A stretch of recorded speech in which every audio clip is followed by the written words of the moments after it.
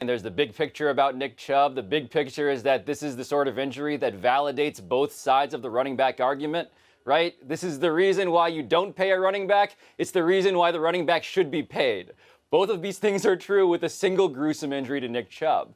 But the reason why it's about Nick Chubb, too, and the Browns is because Deshaun Watson has been abysmal, right? He's been really, really bad. The Browns' defense, Tony, look, the Browns' defense, they're doing their best. They're pretty good. But Deshaun Watson, what he's doing, giving up pick sixes like this, giving up turnovers that lead to scores, he is a liability in a way that, and I'll use this word, I think, quite deliberately, it feels karmic. It feels like karma, what the Browns have done, signed the guy with the most morally indefensible rap sheet of anybody we can remember, and just watch him be about 50 times worse than you thought. Yeah. Nick Chubb had an injury like this in college. That's a long time ago. He came back from that, obviously. It was so awful that they wouldn't even show it on television. I agree with you that the centerpiece here is Nick Chubb, and that his being out will have lasting ramifications all season for a division that is now injury-plagued. Let me go through the division. We don't know about Joe Burrow. We don't know if he's going to play. No.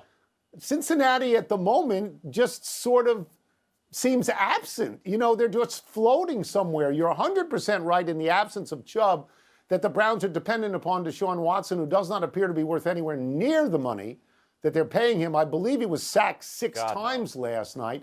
Pittsburgh is also completely dependent on defense, which is as it should be in Pittsburgh. But if I have these numbers correct, and I think I do, they had one rushing yard in the first half last night. In the fourth quarter, where games are won and lost, they were -7 total yards. Kenny Pickett doesn't look like anything special. So that leaves Baltimore, which now is the only team in the division that's pretty good on offense and pretty good on defense.